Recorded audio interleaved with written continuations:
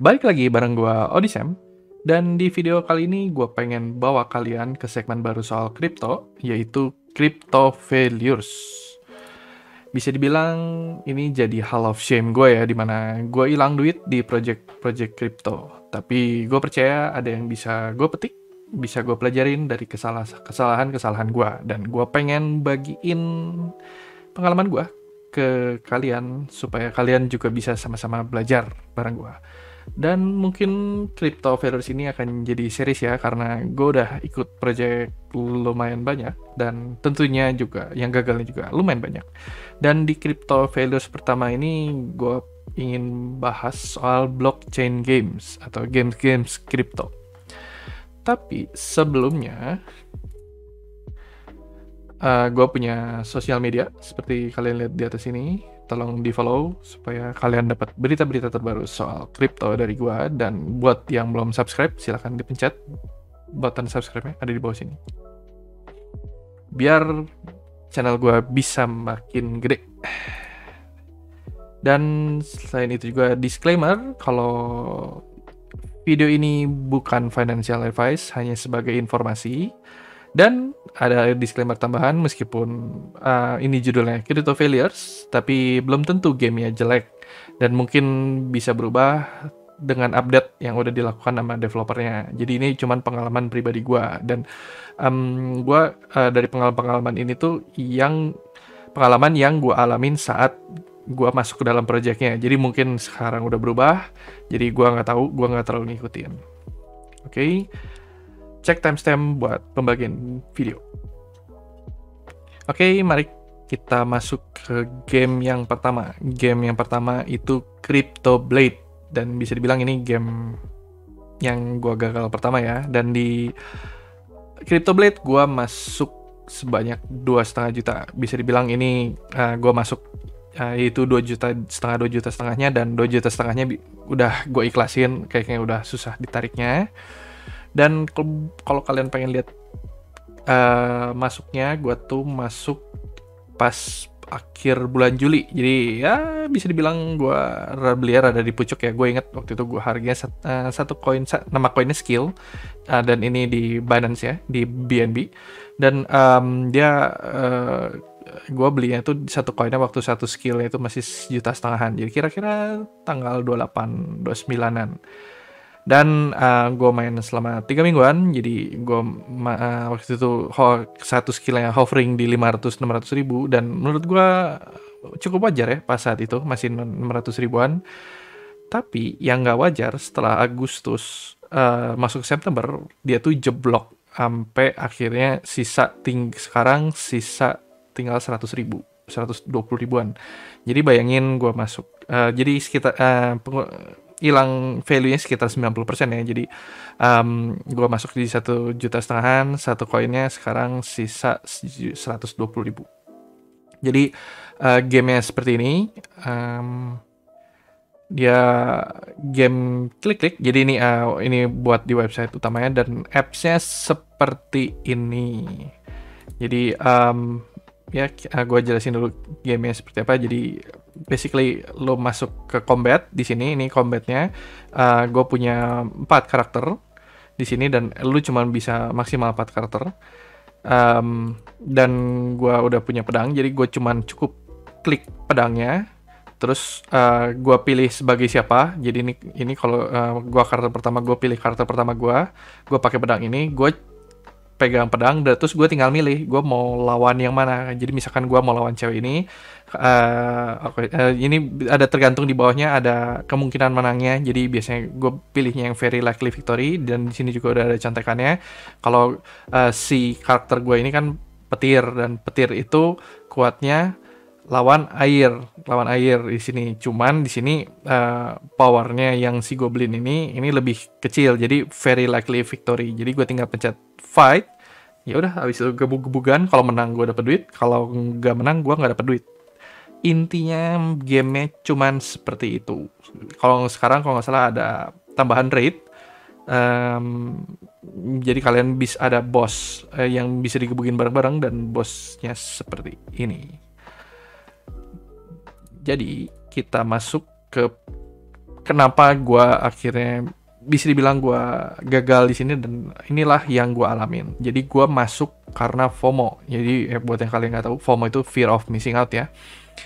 Dan gue masuk itu karena kalau misalkan kalian sempat nonton soal aksi harga SLPA, soal aksi yang kalian bisa lihat video di atas ini, gue sempat cerita sedikit soal CryptoBlade. Jadi waktu itu si aksi lagi banyak gangguan, bisa kelihatan dari harga si skillnya. Si aksi itu mulai gangguan tuh sekitar bulan Juli, pertengahan Juli sampai akhir Juli. Dan gue inget di Discordnya, ada Discord aksi ya, bukan Discord CryptoBlade, Discordnya aksi pada ngomongin soal game CryptoBlade ini. Dan akhirnya dari mulut ke mulut ngomong kalau ternyata ada game blockchain lain yang lumayan menguntungkan. Jadi orang-orang saat itu main aksi lagi nggak bisa karena servernya kepenuhan terus. Kalian satu hari cuman bisa main ya cuman 3, 4, 5 game, dan akhirnya base playernya muntah semua ke CryptoBlade. Makanya kalian lihat ini lonjakan playernya menurut gua itu karena muntahan dari gamernya aksi. Karena gue coba join ke Discordnya juga, semuanya ngomong kalau mereka tuh para pemain aksi gitu.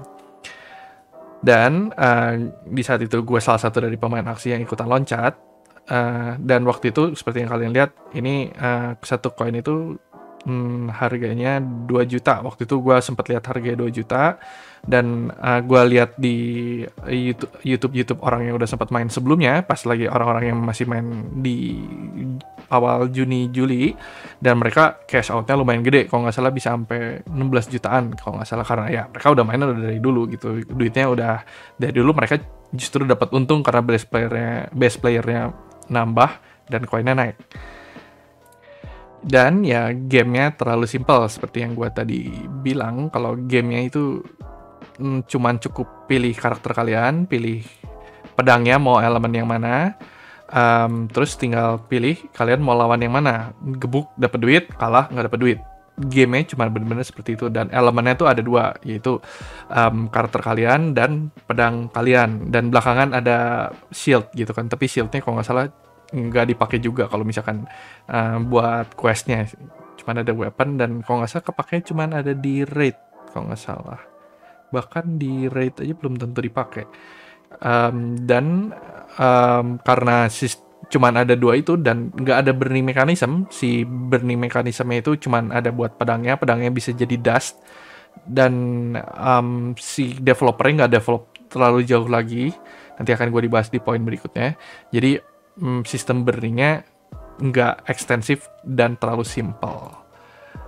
Dan game ini terlalu jualan. Gimana gue tahu kalau misalkan game ini terlalu jualan? Karena kalau misalkan kalian lihat di sini, itu sudah ada kalkulatornya. Game mana lagi yang ada kalkulatornya? Kalkulatornya kalian cukup masukin. Zaman dulu ini angkanya lumayan fantastis ya.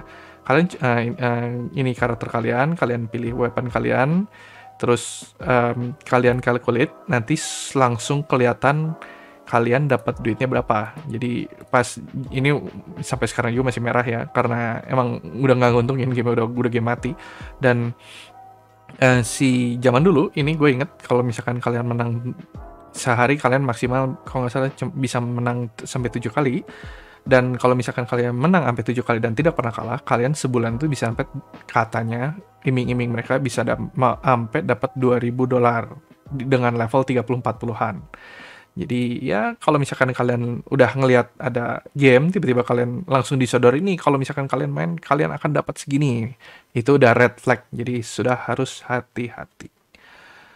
Dan juga developernya tidak tanggap. Developernya lumayan ampas menurut gua, karena pas gua masuk kan, gua seperti yang gue ceritakan, gua masuknya di akhir Juli, dan sempat ada ya seperti kalau kalian lihat UI-nya atau layout website-nya itu kayak zaman jadul banget ya. Ini kayak website nggak didesain, dan sempat ada ngomong kalau misalkan UI-nya akan diupdate. Ini contoh, ini si mockup-nya, dan kalau misalkan gue masuk ke dalam si artikelnya ini itu Agustus akhir. Jadi ini kalau nggak salah si pengumumannya itu bahkan udah ada di pertengahan atau ya sekitar pertengahan Agustus, dan sampai sekarang sampai 2022 belum diupdate gitu. Jadi mau update UI aja, website CSS HTML yang bahkan gue bisa lakuin dalam 2 hari, sampai sekarang sama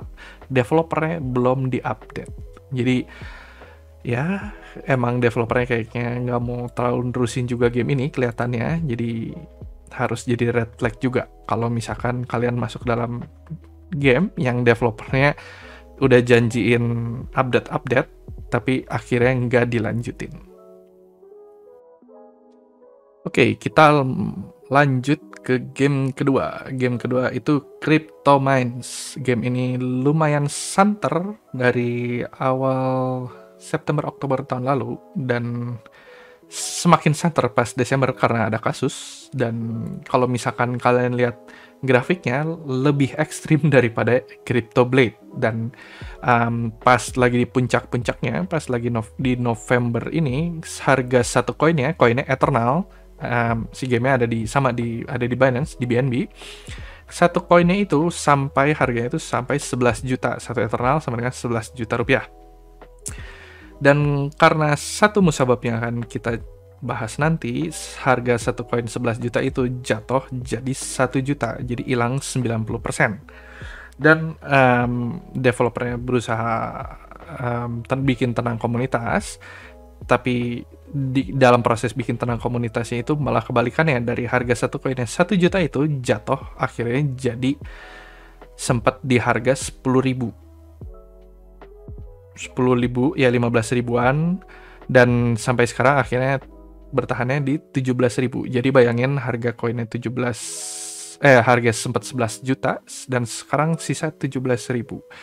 Dan pas lagi di poin 1 juta ini gua masuk, dan ya bisa dibilang awal Desember, dan tapi untungnya gua masuknya nggak ke dalam gamenya, tapi ke dalam liquid pool yang nanti akan gue bahas. Dan di sini lossnya gue sekitar 1 jutaan karena gue masuk liquid pool yang sekitar 2 jutaan. Gue tarik untungnya masih selamat 1 juta. Dan mungkin gue jelasin dulu kira-kira game seperti apa. Jadi ini nama game ini Cryptomines. Dan gamenya itu bisa dibilang mirip-mirip Crypto Blade ya, cuman UI-nya udah jauh lebih bagus, si websitenya desainnya lebih bagus, dan elemen-elemennya jauh lebih banyak. Jadi di sini intinya kalian harus bikin pesawat seperti Star Trek ya, jadi pesawat ekspedisi. Jadi kalian harus punya spaceshipnya harus punya yang kerjanya. Terus nanti dari spaceship dan workersnya ini nanti kalian akan bikin pasukan fleets, dan dari fleetsnya ini kalian akan bisa terbang ekspedisi, cari ke semakin planet-planet yang bisa mendatangkan uang ke kalian. Dan semakin jauh planetnya biasanya dan semakin jauh dan semakin susah planet yang harus kalian capai, biasanya rewardnya lebih dan semakin tinggi. Dan di sini saat ini gamenya lagi di maintenance mode, jadi kalau misalkan gua klik tadi expedition, no rewards on pull, karena emang gamenya lagi dimasukin ke tahap maintenance. Dan gua masuk ke liquid pool-nya itu di PancakeSwap. Jadi buat yang nggak tahu, kalau misalkan setiap jaringan kripto itu biasanya ada DEX-nya, Decentralized Exchange, dan DEX Decentralized Exchange-nya itu biasanya menyediakan liquid pool. Jadi kayak misalkan gua mau main game Cryptomines ini, gua biasanya datang dengan bawa koinnya BNB, karena belum tentu di toko kripto atau di Indodax ada koinnya Eternal ini. Akhirnya gue bawa BNB, masukin ke dalam jaringan Binance, terus gue bakalan tukerinnya di Decentralized Exchange yang ada di jaringan itu, salah satunya si PancakeSwap ini. Dan biasanya kalau Decentralized Exchange-nya udah lumayan besar, biasanya menyediakan fitur liquid pool untuk farms-nya. Dan di sini gue masuk di sini Eternal dan BNB. Udah gue tarik pastinya. Dan seperti yang gue alamin dan yang gue renungi itu gamenya sama, terlalu simpel, cuma tinggal klik-klik. Kalau nggak salah kalian untuk setiap harinya cuman suruh ekspedisi, terus biasanya ditinggal pergi, ya cukup 1-2 kali klik per harinya, terus kalian lihat dapat duit atau enggak, terus kalau nggak dapat kalian atur-atur, klik lagi, kalian tinggalin lagi. Jadi gamenya terlalu simple, dan biasanya kalau game terlalu simple takutnya sistem burning minting si koinnya nggak baik, jadinya koinnya akan selalu nambah dan akhirnya bikin harganya turun. Dan kalau misalkan kalian lihat di si white papernya, ini ya, si white paper yang CryptoMines waktu itu lagi ada di sini di phase 2, dan di kalau nggak salah ini phase 3-nya bahkan belum ada waktu itu. Ini ditambah waktu itu, gue inget gue masih lihat ada di phase 2, dan seperti kalian lihat di roadmapnya nggak ada perkembangan berarti lagi gitu. Ya, mestinya mereka misalkan tambahin bakalan ada model 3D kayak, bakalan ada apa. Di sini cuman ya tulisannya menurut gua ala kadarnya, grow community, sex listing, more option to grow and improve your guild-nya ini kalau nggak salah belum ada. Jadi cuman ada 2 ini. Jadi roadmap-nya tuh udah habis. Dan karena roadmap-nya udah habis, hasil penerawangan gue ya, dan hasil gue udah lihat-lihat di Discord-nya, whale-nya atau investor-investornya tuh pada cabut. Jadi itu yang bikin FUD pertama. Jadi itu yang bikin harganya jatuh dari harga 11 juta jatuh jadi 1 juta karena investor pada cabut. Orang roadmap udah mau habis gitu kan, harganya juga udah terlalu tinggi, ya pada take profit, pada TP gitu. Dan di yang jatuh kedua ini itu ada di kesalahan menurut gua, di kesalahan developernya. Menurut gua developernya ambil keputusan bodoh. Jadi setelah mereka bahas internal dan ngobrol dengan di komunitas Discord-nya, mereka memutuskan akhirnya akan bikin game baru. Jadi si CryptoMines ini kalau itu akan jadi CryptoMines versi 2. Kalau sekarang kalian lihat ke dalam Discord-nya, di sini udah selain CryptoMines, namanya udah bukan CryptoMines lagi, tapi CryptoMines Reborn. Dan sempat ada pembicaraan kalau misalkan si CryptoMines Reborn ini kalian harus beli koin barunya. Jadi koin eternalnya udah nggak akan dipakai lagi. Dan kalau misalkan kalian mau beli koin barunya, kalian harus beli koin barunya. Dan kalau misalkan kalian megang koin eternalnya, kalian akan dapat diskon. Jadi kalian harus beli lagi. Bukan convert, tapi harus beli lagi. Gue pengen cari si announcement-nya, cuman kayaknya announcement-nya udah nggak ada. Cuman ya pas gue baca, intinya si koin lamanya, yang koin eternalnya itu udah nggak bisa dipakai lagi. Dan pengumuman itu bikin si Discord-nya kayak kapal pecah. Dan itu yang bikin harganya dari harga 1 juta jeblok jadi tinggal berapa puluh ribu. Untungnya gue sempet cabut ketika di harga di tengah-tengah, masih di sekitar 500 ribuan gue cabut, makanya rugi gue nggak terlalu banyak. Dan si Discord-nya pada ngehina-hina developernya, sampai akhirnya Discord-nya sempat dikunci sampai seminggu kalau nggak salah. Jadi seluruh channel dikunci, dan orang-orang udah game-nya dikunci, nggak bisa claim harga. Ada keputusan itu kalau si koin lamanya udah nggak akan bisa dipakai lagi, yang membuat akhirnya drop yang kedua sampai akhirnya sisa berapa puluh ribu, dan game yang nggak keluar, dan akhirnya sisa tinggal berapa belas ribu. Jadi itu yang harus pelajarin mungkin ya, kalau misalkan developer ngambil keputusannya bisa dibilang bodoh, dan komunitas udah FUD gila-gilaan, itu udah nggak ketolong. Jadi itu udah red flag paling red yang harus kalian ambil. Kalian harus segera cabut dari gamenya. Sekarang kita akan ke game yang ketiga, yaitu Tetan Arena. Buat kalian yang pernah main game kripto, atau ya kalian lumayan ke-expose dengan game kripto, kalian pasti pernah dengar yang namanya Tetan Arena. Karena lagi Tetan Arena sempat nge-hype gila di TikTok dan sempat di YouTube. Ya, semuanya lagi ngebahas Tetan Arena. Dan gue masuk, ya mungkin gue harus jelasin dulu, kalau misalkan gue nggak main sendiri, gue sempat main sendiri, terus karena lumayan time consuming, gue nggak ada waktu, akhirnya gue ngejokiin atau gue nge-scholar temen gue Gue minta temen gue buat mainin dan bagi hasil. Gue bagi hasilnya 30-70 dan akhirnya gue di situ gue rugi 600.000. Emang betul kalau misalkan gue main sendiri, mungkin gue nggak akan rugi, mungkin gue untung sedikit. Tapi kalau misalkan gue ngelihat performa harganya, gue anggap ini masuk ke dalam crypto failures. Dan gue mungkin harus jelasin dulu ke dalam gamenya. Si gamenya tuh seperti gue dapat party invitation banyak banget dan gamenya seperti ini. Jadi kalau misalkan kalian lihat di sini hero-nya ada 2 dan bedanya hero yang kiri dan yang kanan ini karena kalian bisa main jenisnya ada 2 jenis game di dalamnya, yaitu kalian bisa free to play dan pay to play. Kalau misalkan free to play, kalian ini yang warna ini yang nggak ada warna merahnya, nggak ada ada ini yang tulisannya non, jadi GTHC Battlesnya non. Jadi kalau misalkan free to play, kalian setiap kali main kalian nggak dapat duit karena kalian free to play. Tapi kalau misalkan kalian beli skinnya, jadi skinnya itu ada yang versi belinya. Kalau kalian beli, kalian setiap kali menang kalian bisa dapat duit. Ya kalian juga dapat duit, tapi supaya cuman buat hadiah hiburan. Jadi ada 2, free to play dan pay to play. Dan gue masuk ke tanggal 4 Desember. Jadi tanggal 4 Desember di sini, sekitar sini. Dan kenapa gue masuk ke tanggal 4 Desember? Karena waktu itu lagi ada promonya itu seperti gue tadi bilang, kalau kalian mau pay to play, kalian harus beli skinnya. Dan buat dapat beli skinnya, kalian bisa dari marketplace atau juga bisa gacha dari box. Dan waktu itu si boxnya lagi ada promo. Waktu itu harga standarnya kalau nggak salah di 350-400 dolaran, dan saat itu ada promo harganya cuma $150. Maksimum beli 2, makanya gue beli 2. Kalau misalkan kalian lihat di sini, hero gue yang bisa GTHC Battlesnya ada 2.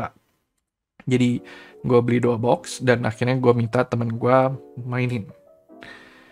Jadi dan seperti kalian lihat harganya dari sini turun terus, nggak bisa bangkit, dan dari harga ATH-nya 11.000 per koin.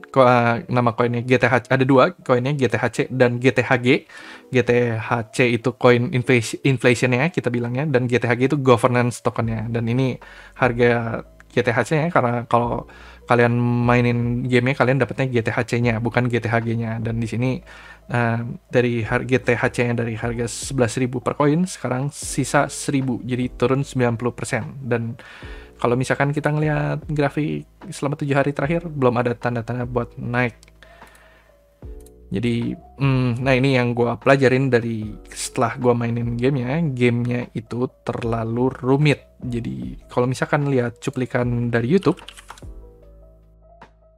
jadi ini gameplay dari Destroyed, gue coba cari dari YouTube orang, dan di sini kalian bisa lihat gameplaynya itu mirip MOBA, seperti ya MOBA yang biasa kalian mainin ya. Gue nggak terlalu banyak main game MOBA, dan kalau misalkan dari cara mainnya game MOBA ini, menurut gue itu terlalu rumit. Jadi yang karena terlalu rumit, target marketnya lebih sempit. Target marketnya yang penyuka MOBA. Dan ya seperti contohnya gue kurang terlalu suka MOBA. Gue setelah main seminggu 2 minggu, semingguan gue ngerasa gamenya bukan gue banget. Akhirnya makanya gue minta temenin teman gue joki. Jadi base playernya sempit, akhirnya menjadi penghalang buat player baru buat masuk. Dan seperti yang tadi gue bilang, kalau misalkan playernya tuh ada 2 jenis. Kalian bisa free player, kalian gak usah bayar juga bisa dapat duitnya, dan paid player. Jadi gimana cara dapat duitnya kalau misalkan kalian nggak bayar, nggak beli skin berbayar ya? Kalian setiap kali naik level, kalian tuh bisa dapat koinnya. Jadi misalkan koinnya di sini itu kalian, ini GTHC-nya nih. Kalian setiap kali naik level nanti misalkan, nah ini gue masih udah sempet nyampe di sini tapi turun lagi, temen gue yang mainin. Dan kalian udah nyampe di sini, kalau misalkan kalian nyampe private 2 dan nyampe si MMR ya, ini MMR poinnya di 1278, kalian akan dapat GTHC-nya gratis, dapat 15. Dan sistem withdraw-nya itu akan gue bahas nanti. Itu juga menurut gue salah satu masalahnya.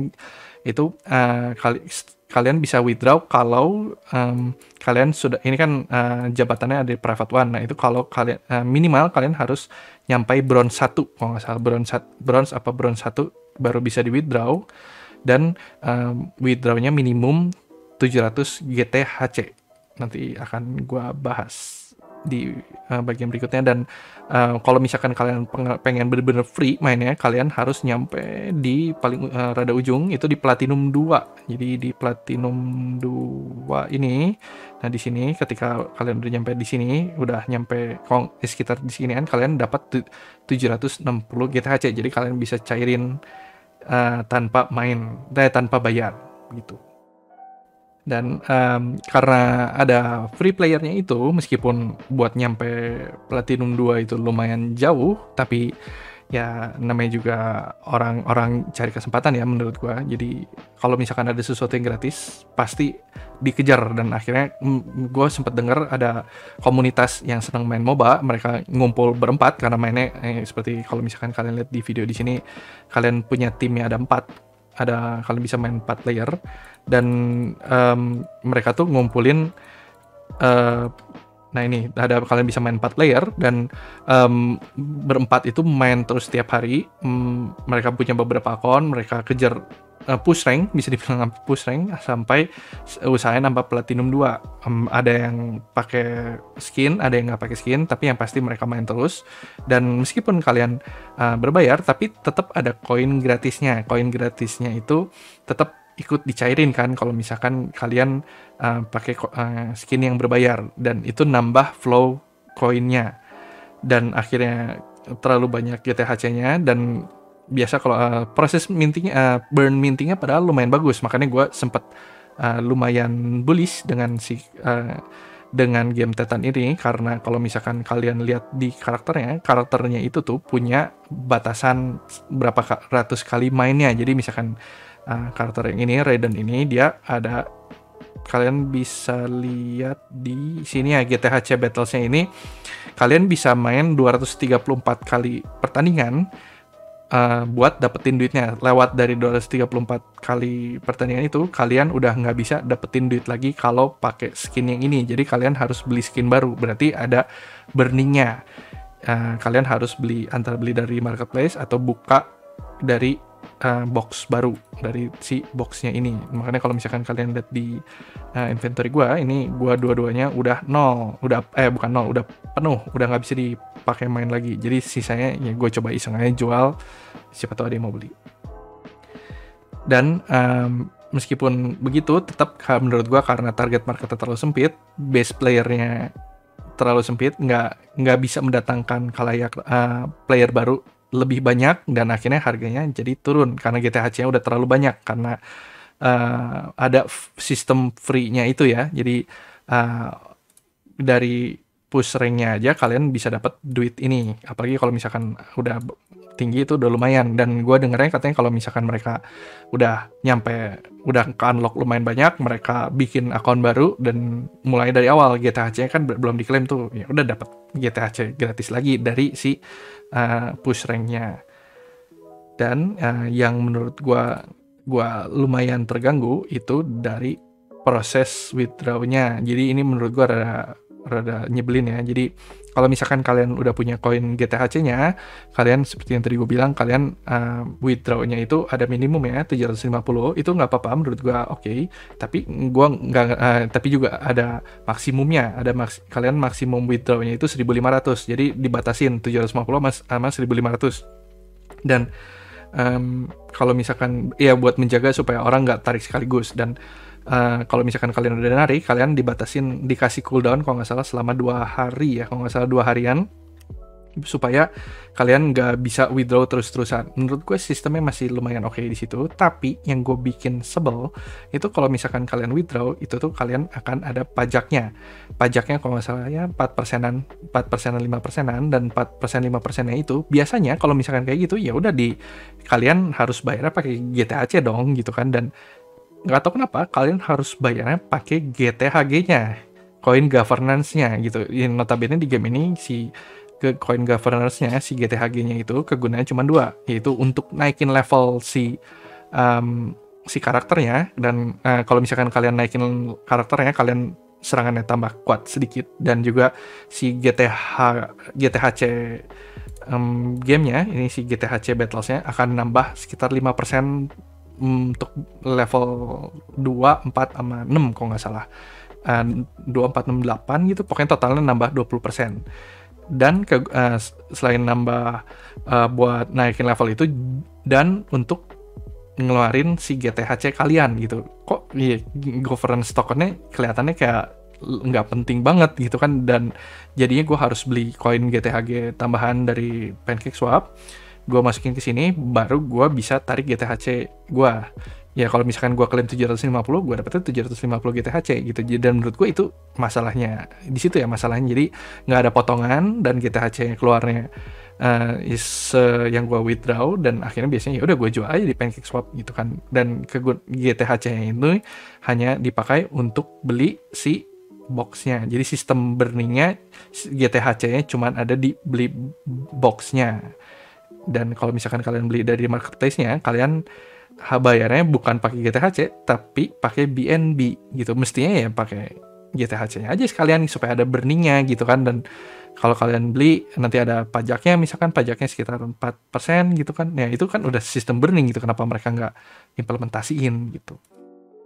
Oke, kita akan masuk ke rangkuman pelajaran apa yang bisa kita petik. Jadi pertama itu dari CryptoBlade, jadi cek kinerja dev-nya. Jadi kalau misalkan devnya ada janjiin update tapi update-nya nggak keluar-keluar, itu kalian harus cek developernya apakah kerja atau enggak. Jangan sampai kayak CryptoBlade udah janjiin setengah tahun nggak keluar-keluar, update UI aja nggak di-update, nggak masuk akal.